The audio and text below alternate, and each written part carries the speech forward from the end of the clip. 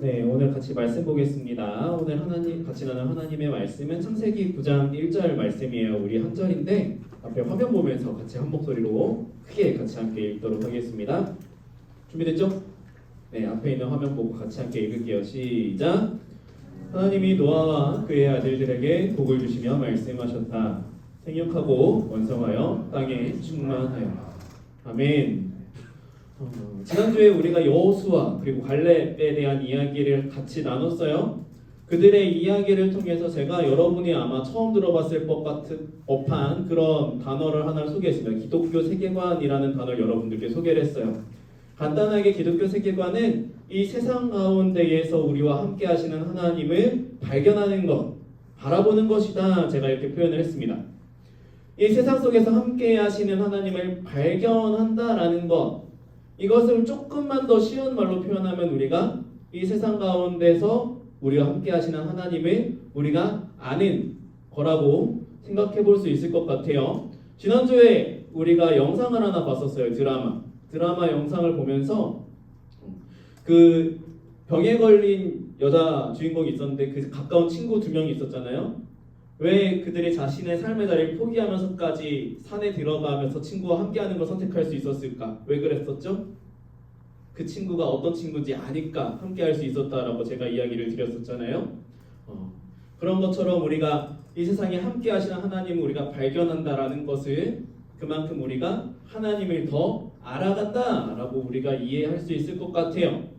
그래서 이 세상 속에서 우리가 하나님과 함께하는 것, 그렇게 우리가 하나님을 더 깊이 알아가는 것, 이것을 기독교 세계관이라는 단어로 제가 설명을 했었습니다. 크리스천 월드뷰라고 제가 소개를 했었어요. 그리고 이렇게 하나님을 알아가는 것이라고 제가 표현했는데 성경을 보니까 그 알아가는 것에 대해서 한 단어로 표현을 합니다. 한 단어는 더 기억하기가 편하겠죠? 외우기 쉽겠죠? 하나님을 알아가는 것, 그것을 성경에서 뭐라고 표현하냐면 따라해볼까요? 영생. 영생이 무슨 뜻일까요? Eternal life, 영원한 생명, 영생이라고 이야기를 해요. 이게 제 이야기가 아니라 요한복음을 보면은 하나님이 이렇게 우리에게 말해주고 계시거든요. 영생은 곧 유일하신 참 하나님과 그가 보내신 자 예수 그리스도를 아는 것이니이다, 이렇게 이야기를 해요. 영생은 참 하나님 그리고 그가 보내신 예수님을 우리가 아는 것, 그것이 영생이라고 이야기를 합니다. 그래서 기독교 세계관, 이 크리스천 월드뷰를 갖고 살아가는 사람들이 어떤 사람들이냐? 그 사람은 당연히 우리가 하나님을 만나서 하나님 안에서 우리가 구원받은 사람들이 살아가는 그 삶, 그 자체를 기독교 세계관이라고 이야기를 할 수 있는 거예요. 오늘부터 우리는 그렇게 하나님을 알아서 구원받은 사람들의 이야기들을 같이 알아가 보려고 해요. 그 첫 번째 사람, 오늘 누구에 대해서 이야기를 나눌 거냐면 바로 노아라는 사람에 대해서 알아볼 겁니다. 노아에 대해서 나는 처음 들어봤다. 없죠? 네. 교회를 오래 다니는 사람들은 아마 노아가 누구지 당연히 잘 알고 있을 것 같고, 혹 교회를 다닌 지 얼마 되지 않더라도 대홍수라든지 아니면은 방주라든지 이런 이야기를 통해서 노아라는 사람에 대해 한 번쯤은 들어봤을 수도 있었을 것 같아요. 모르는 사람이 있을 수도 있으니까 가능성으로 이야기할게요. 아무튼 이 노아, 우리가 잘 알고 있는 것처럼 대홍수 사건으로 우리가 잘 알고 있습니다. 이 세상에 죄가 가득해서 그래서 하나님이 이 세상을 심판하시려고 마음을 먹으셔요. 작정하셔요. 하지만 모든 피조물들, 하나님이 창조하신 모든 것들을 다 심판하시는 게 아니라 하나님의 뜻을 이어갈 한 가정을 하나님이 선택하시거든요. 하나님 보시기에 의로웠던 한 사람, 그 사람이 바로 노아였습니다. 노아는 하나님께서 주시는 말씀을 따라 열심히 방주를 지어요. 성경에 얼마 동안 지었다라고 써있진 않으니까 몇 년 동안 지었는지 모르겠는데 얼추 한 수십 년 동안은 지었던 것 같아요. 그것도 강이나 바다와 가까운 곳에 배를 짓는 게 아니라 산 위에다가 배를 짓는 거예요. 온갖 세상 사람들이 그런 노아를 보고 조롱하고 노아를 무시하고 노아를 손가락질했지만 그럼에도 불구하고 노아는 끝끝내 그 방주를 완성합니다. 그리고 노아가 600살이 되었을 때 그때 하나님은 하늘의 문을 여시고 땅을 터뜨리셔서 하늘에서 쏟아지는 물, 땅에서 쏟아지는 물을 가지고 온 지면을, 온 땅을 덮으시는 대홍수로 심판하세요. 오직 노아의 가족만이 그 심판에서 구원을 받습니다. 그리고 노아는 나중에 물이 마르고 땅이 드러났을 때 방주를 나와서 하나님께 한 가지 약속을 받게 돼요. 그게 오늘 바로 우리가 읽었던 말씀이에요. 땅에 생육하라, 번성하라, 충만하라. 하나님이 처음에 이 세상을 다 창조하시고 나서 아담에게 주셨던 약속이랑 똑같은 약속의 말씀을 주시는 거예요. 이렇게 하나님을 세상 사람들은 조롱하며 믿을 수 없다라고 이야기하는 그 하나님의 말씀을 두렵고 떨리는 마음으로 순종했던 그 노아. 성경은 이 노아의 믿음에 대해서 굉장히 칭찬해요. 놀라운 이야기들로 칭찬을 하는데 히브리서라는 성경책이 있어요. 거기 11장에 보면은 기억해야 하는 믿음의 조상들의 이름들이 쭉 나와 있는데 그 중에 세 번째로 등장하는 이름이 바로 노아입니다. 말씀 한번 보여주실래요? 같이 읽어볼게요. 시작! 믿음으로 노아는 아직 보지 못하는 일에 대한 하나님의 경고를 들었습니다. 그는 하나님께 순종해서 그의 가족을 구원할 방주를 지었습니다.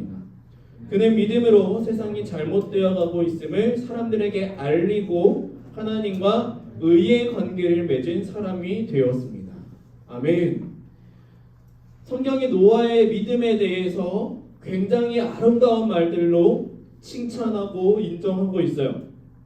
우리도 이런 노아의 믿음을 본받는 삶을 살아야겠죠. 참 훌륭해 보이는 삶이에요. 마땅히 우리가 따라야 하는 믿음이에요. 그런데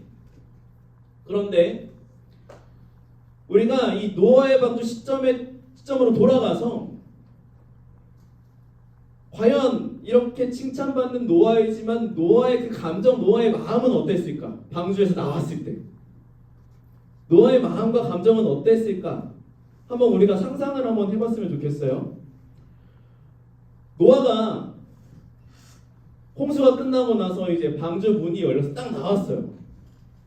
여러분이 노아라면은 어떤 감정이 들 것 같아요? 어떤 기분이 들 것 같아요? 막 기분이 좋고 막 흥분되고 막 그럴까? 난 살아남았어 막 이런 걸까? 다 심판받았는데 우리 가족은 살아남았어. 아유 좋아. 그런 마음이 들었을까? 우리가 노아의 방주라는 이 이야기를 들으면서 방주의 문이 딱 하고 열렸을 때 그 장면을 되게 아름답게 생각하는 그런 습관 같은 게 있어요. 뭔가 이렇게 노아 방주가 문이 딱 열렸을 때 펼쳐진 장면 막 초원이 쫙 펼쳐져 있고 막 하늘은 쨍하고 맑은데 무지개가 쫙 들어져 있고 쨍쨍하고 맑고 막 세상은 푸릇푸릇하고 막 이런 아름다운 장면을 우리가 생각을 한단 말이에요. 뭔가 새로운 시작이니까 기대감을 갖게 만드는. 제가 사진 하나 보여드릴게요. 예전에 한국에서 동해안에 산불이 크게 난 적이 있었어요. 크게 나서 굉장히 많은 산을 막 불태우고 집들도 타고 난리가 난 적이 있었어요. 이 사진은 그 산불을 복구하고 있는 사진이에요. 다시 회복시키는 사진인데 여러분 이 사진을 보고 아름답다라는 생각이 드나요? 괜찮아요? 좋아 보여요? 훌륭합니까? 뭔가 이렇게 마음이 막 감동이 돼요? 와, 세상에 이렇게 아름다울 수가.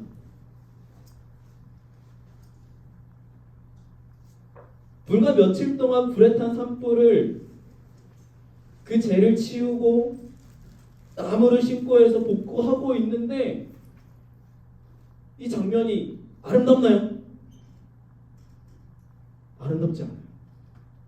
그냥 설명하지 않으면 폐허처럼 보여요. 그죠? 제가 캐나다에 오기 전에 동해 쪽을 갔던 적이 있었는데 지금도 별반 다르지 않은 것들이 되게 많아요. 이 사진이랑 크게 다르지 않아요. 이 나무가 자라는데 시간 얼마나 걸릴까? 적어도 숲이 되려면 20년, 30년은 지나야 될 거예요. 아름다워요? 아름답지 않죠. 근데 노아 홍수는 훨씬 더 큰 재앙이잖아요. 단순히 조금 산 조금 일부가 불에 탄 게 아니라 온 세상에 온 지면이 다 물로 덮여서 홍수가 가득해가지고 그 홍수가 40일이 지나고 40일이 지나고 또 40일이 지나도 다 마르지 않을 만큼 큰 재앙이었어요. 재난이었어요. 그리고 나서 방주 안에 타고 있던 노아가 문이 열려서 바라보는 세상 어땠을까요? 아름다웠을까? 화려했을까? 우리가 생각하는 건 뭔가 쨍하고 뭔가 보기만 해도 막 눈이 막 시원해지는 것 같은. 저는 그러지 않았을 거라고 생각해요. 어땠을까? 막 곳곳에 막 나무가 막 거꾸로 막 박혀 있고 막 진흙 덩어리에다가 막 듬성듬성 뭐 풀은 났겠지. 땅이 그래도 말랐다고 성경이 쓰여져 있으니까. 근데 다 할 일들인 거야. 땅도 갈아엎어야 되고 그 다음에 막 찌꺼기들 막 썩은 것들 치워야 되고 뭐 땅은 말랐겠지만 여기저기 막 그 진흙탕 같은 데서 막 나무도 썩고 이것저것 썩어가지고 좋은 냄새가 났을까? 난 잘 모르겠어. 노아가 구원받고 나서 다시 이 세상에 딱 나왔을 때 그때 노아가 봤을 그 풍경은 제 생각에는 하나도 아름답지 않았어요. 절대 아름다운 풍경일 수 없었을 것 같아요. 여러분이 주방에 밀가루를 어쩌다가 확 쏟았는데 거기에 계란까지 다 깨져가지고 범벅이 되어 있는 거예요. 도대체 어떻게 손을 대야 되지? 어디서부터 치워야 되지? 그것보다 수십 배, 수백 배는 더 심한 감정이 들었을 것 같아요. 그런 세상에 살아남은 가족이 우리 가족 하나밖에 없다. 노아의 마음에 어떤 감정이었을까? 이걸 축복이라고 받을 수 있는 그런 마음의 여유가 있었을까? 그 와중에 하나님은 자, 이 세상이 너가 살아갈 세상이니까 이 세상에서 너가 생육하고 번성하고 충만해. 여러분 이게 축복 같아 보여요? 축복인가요? 감사해요. 근데 이게 우리의 삶이랑 별반 다르지 않다라는 우리의 삶이. 구원받으면 내가 예수님을 만나서 내가 구원받으면 그러면 우리 인생에 뭔가 변화가 나타나야 될 것 같아요. 하나님의 사랑을 깨닫고 나면 내 인생이 뭔가 조금 더 아름다워져야 될 것 같고 내 삶에 어떤 변화가 나타나야 될 것 같고 그래서 내가 바라보는 세상이 되게 아름답게 보여야 될 것 같고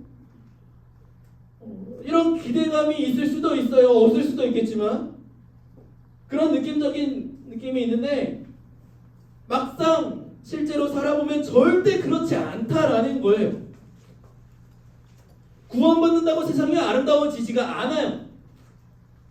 구원받는다고 내가 갖고 있는 문제가 해결되지 않아요. 구원받는다고 내 삶에 뭔가 질서가 딱 정돈이 될 것 같은데 정돈되지 않아요.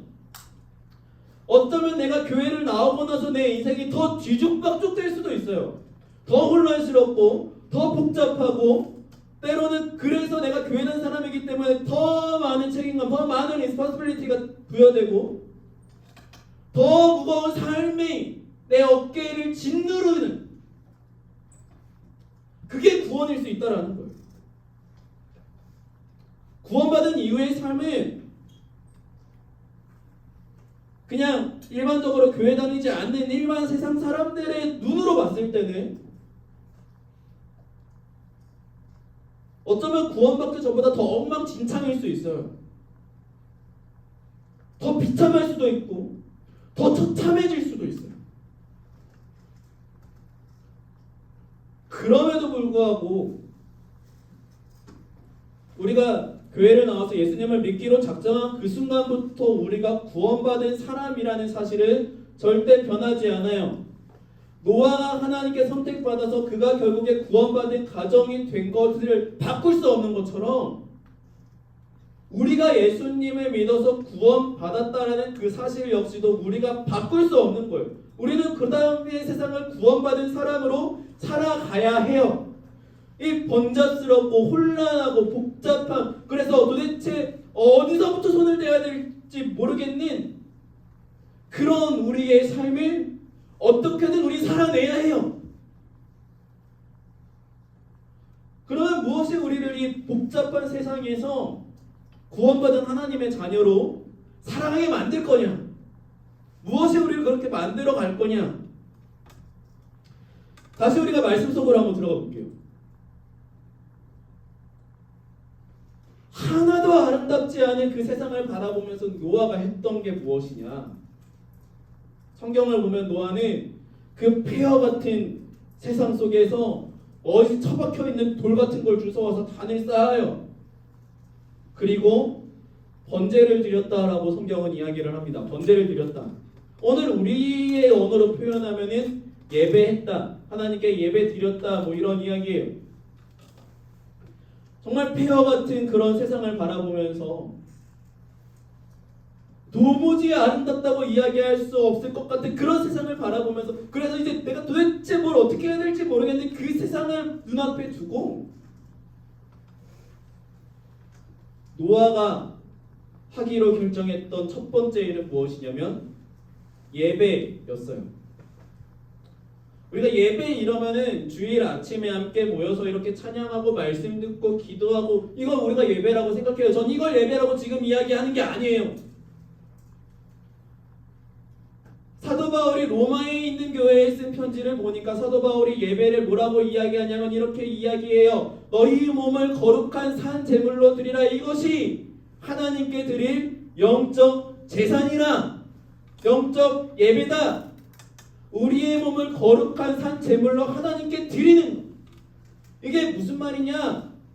내가 이 세상을 살아가는데 그냥 내 멋대로 내 마음대로 살아가는 게 아니라 하나님의 말씀을 듣고 그 말씀에 따라 순종하기로 내가 마음 먹는 거예요. 그게 예배예요. 그리고 하나님의 말씀에 따라 내가 오늘 하루의 삶 가운데 순종하며 실천하며 살아가는 삶, 그게 예배예요. 그런데 우리가 하나님의 말씀을 듣고 따르고 순종하며 살아가는 그 삶을 위해서 반드시 필요한 조건이 있어요. 그 조건이 뭐냐? 바로 내 앞에 계신 하나님을 인정하는 거예요. 내 앞에 하나님이 계시다라는 사실을 우리가 인정하지 않으면 하나님의 말씀을 들을 수도 없고 우리에게 들려지는 하나님의 말씀이 무슨 뜻인지 깨달을 수도 없고 깨닫지 못하니까 그 하나님의 말씀을 따라 순종할 수도 없어요.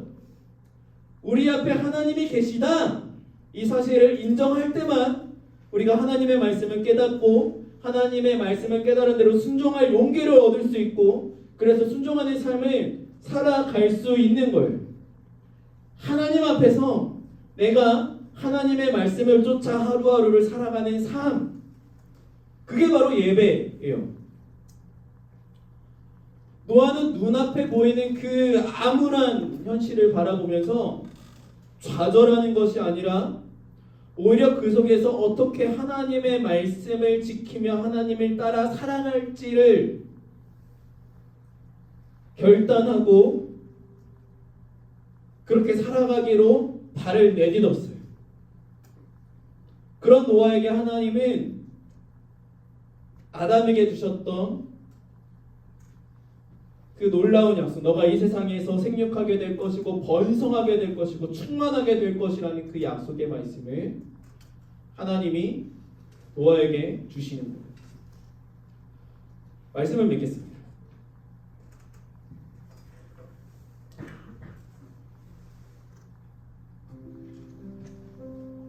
사실 저는 여러분이 어떤 고민을 갖고 있는지 아직 잘 몰라요. 여러분이 저에게 그런 고민을 얘기해 주지도 않았고 저도 여러분들이랑 개인적으로 그 고민을 물어보지 못했으니까 여러분이 어떤 고민을 갖고 이 자리에 왔는지 저는 사실 잘 모릅니다.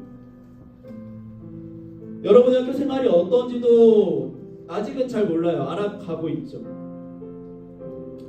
여러분의 꿈이 무엇인지, 혹은 여러분이 지금 마음 가운데 어떤 고민과 어떤 아픔과 어떤 속상함들이 있는지, 무엇이 여러분의 삶을 지금 짓누르고 있는지, 무엇이 여러분을 속상하게 만들고 눈물 흘리게 만들고 포기하고 싶게 만드는지, 이런 것들 저는 모릅니다. 근데 제가 확실하게 아는 거 하나 있어요. 확실하게 아는 거. 그게 뭐냐면, 이렇게 이야기해서 미안해요. 어른으로서 이렇게 이야기하는 게 너무 미안합니다. 그런데 사실이에요. 여러분의 인생이 앞으로 늘 꽃피는 인생이 될 수는 없다라는 거. 어쩌면 웃는 날보다 속상해서 우는 날이 더 많을 수도 있어요. 내가 자랑할 만한 날보다는 창피해서 숨고 싶은 날이 내 인생이 더 많을 수도 있어요. 그래서 어쩌면 저와 여러분 앞에 펼쳐져 있는 이 인생이 결코 아름답지 않을 수 있다는 그런 가능성이 우리에게 크다라는 것. 그게 제가 아는 확실한 한 가지. 그럼에도 불구하고 제가 이렇게 여러분들께 당부드려서 미안합니다. 근데 이건 역시도 사실이에요. 그럼에도 불구하고 여러분이 예배하는 삶을 살기를 소망합니다. 예배하는 삶, 하나님의 말씀을 듣고 그 하나님의 말씀에 따라 순종하는 삶, 그 삶을 여러분들이 살기를 간절히 소망해요.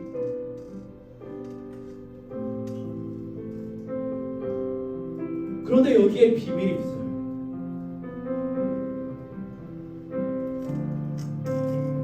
좌절하고 엉망진창인 내 인생이지만 그럼에도 불구하고 예배해야 할 때 내 안에 소망이 생길 수밖에 없는 그 비밀이 바로 이 예배에 있어요. 왜냐하면 예배에 조건이 있다고 그랬잖아요. 그 조건이 뭐였어요? 바로 내 앞에 하나님이 계시다라는. 그래서 예배하는 사람의 삶에는 소망이 있는 거예요. 왜? 내가 속상한 그 시절, 내가 좌절하고 싶은 그 순간에, 내가 다 포기하고 싶은 그 순간에, 내가 다 내려놓고 숨고 싶고 도망가고 싶어하는 바로 그 순간에, 그 순간 바로 내 앞에 하나님이 함께하고 계시다. 그것을 예배할 때 깨닫기 때문에. 그래서 예배하는 사람의 인생은 내가 생각하기에는 엉망진창인 것 같고 아름다워 보이는 게 단 하나도 없는 인생일지라도 그래도 소망이 있는 인생이라고 이야기할 수 있습니다.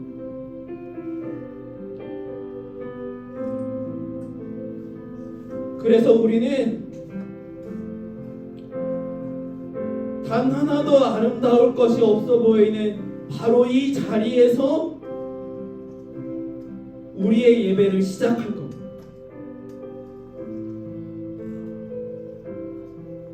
사랑하는 KM 뉴스 친구들,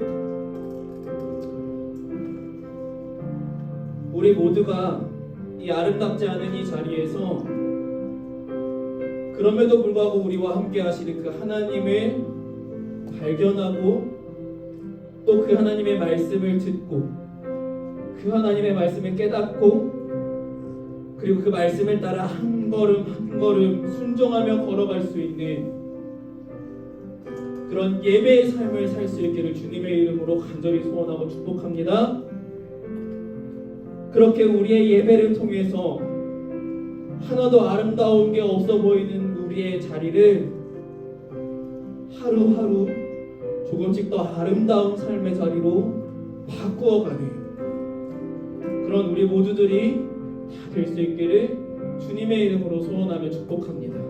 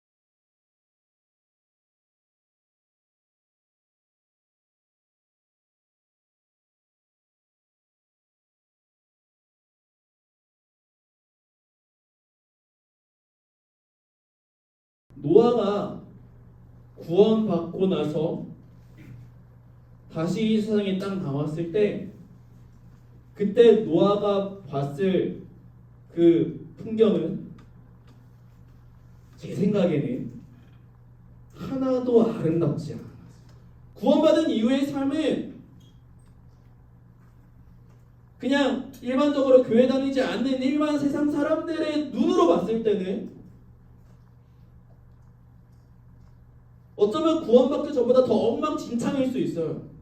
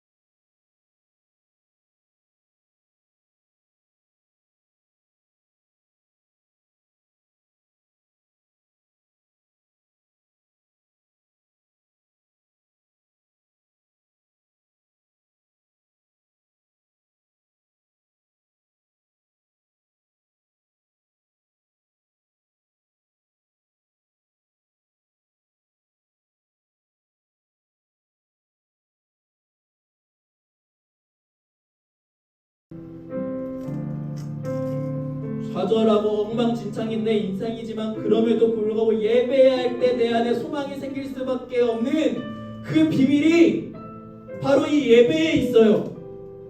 왜냐하면 예배에 조건이 있다 그랬잖아요. 그 조건이 뭐였어요? 바로 내 앞에 하나님이 계시다라는 거예요. 그래서 예배하는 사람의 삶에는 소망이 있는 거예요. 왜? 내가 속상한 그 시절, 내가 좌절하고 싶은 그 순간에, 내가 다 포기하고 싶은 그 순간에, 내가 다 내려놓고 숨고 싶고 도망가고 싶어하는 바로 그 순간에, 그 순간 바로 내 앞에 하나님이 함께하고 계시다. 그것을 예배할 때 깨닫기 때문에. 그래서 예배하는 사람의 인생은 내가 생각하기에는 엉망진창인 것 같고 아름다워 보이는 게 단 하나도 없는 인생일지라도 그래도 소망이 있는 인생이라고 이야기할 수 있습니다.